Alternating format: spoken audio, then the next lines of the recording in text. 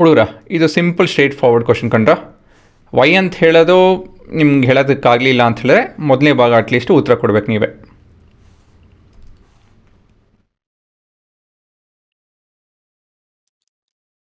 ಆಯಿತಾ? ಹಾಂ, ಸೊ ಪ್ರಶ್ನೆ ಏನಂತ ಹೇಳಿದ್ರೆ, a ray of light travels in air, so ಗಾಳಿಯಲ್ಲಿ ಹೋಗ್ತಾ ಇದೆ, travels in air enters obliquely into water. So ಇದು ನೀರು, ಆಯಿತಾ? ಸೊ ಯಾವುದೋ ಒಂದು ray of light, so enters obliquely ಅಂತ ಹೇಳಿದ್ರೆ 90 ಡಿಗ್ರಿ ಬಿಟ್ಟು ಅಂತ 0 ಡಿಗ್ರಿ ಇರಲ್ಲ, 90 ಡಿಗ್ರಿ ಇರಲ್ಲ, ಈ ರೀತಿಯಲ್ಲಿ ಆಬ್ಲಿಕ್ಲಿ ಈ ರೀತಿಯಲ್ಲಿ ಎಂಟ್ರ್ ಹೊಡಿತಾ ಇದೆ,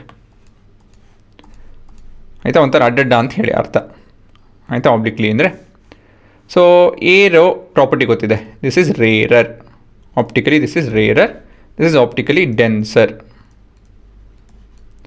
so this is of more speed ಅಲ್ವಾ, light is travels faster over here, this is slower, ಈ ರೀತಿಯಲ್ಲಿ ಹೇಳ್ಬೋದು.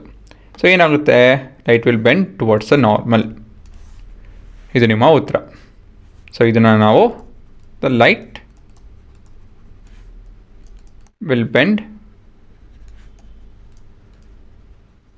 towards normal, and the reason is first fold, ಎರಡು ರೀಸನ್ ಕೊಡ್ಬೋದು. ವಾಟರ್ is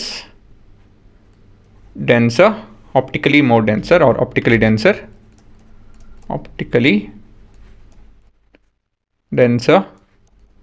than air, ಇದೊಂದು ರೀಸನ್ನು. ಮತ್ತೊಂದು reason, speed of light is more in air than water. So ಇವೆರಡು reason ಕೊಡ್ಬೋದು, ಆಯಿತಾ? ಎಲ್ಲಿ ಸ್ಪೀಡ್ ಕಮ್ಮಿ ಇರುತ್ತೋ ಅಂಥ ಕಡೆ it will go towards the normal. Compare ಮಾಡಬೇಕು, ನೀವು ನೀರು ಮತ್ತು ಡೈಮಂಡ್ ತೊಗೊಂತು ಅಂತ ಹೇಳಿದ್ರೆ ಡೈಮಂಡ್ನಲ್ಲಿ ಸ್ಪೀಡು ಕಮ್ಮಿ ಇರುತ್ತೆ ನೀರು ಕಂಪೇರ್ ಮಾಡ್ತು ಅಂದರೆ, ಹಾಗಾಗಿ it will bend more towards the normal. ಅರ್ಥ ಆಯ್ತಾ? ಸೊ ಈ ರೀತಿಯಲ್ಲಿ ನಿಮಗೆ ಪ್ರಶ್ನೆಗಳು ಕೇಳ್ತಾರೆ. ಸೊ ಈ ಪ್ರಶ್ನೆ ಸುಲಭ ಇರ್ಬೋದು ನಿಮಗೆ ಇವಾಗ, ಆದರೆ ಇದರಲ್ಲಿರೋಂಥ ಪಾಯಿಂಟ್ಸು ಡೈರೆಕ್ಟಾಗಿ ಇಂಡೈರೆಕ್ಟಾಗಿ ಟ್ವಿಸ್ಟ್ ಮಾಡಿ ಕೇಳ್ತಾರೆ. ಹಾಗಾಗಿ ಪಾಸ್ ಮಾಡಿಕೊಂಡು ಬರ್ಕೊಂಬಿಡಿ.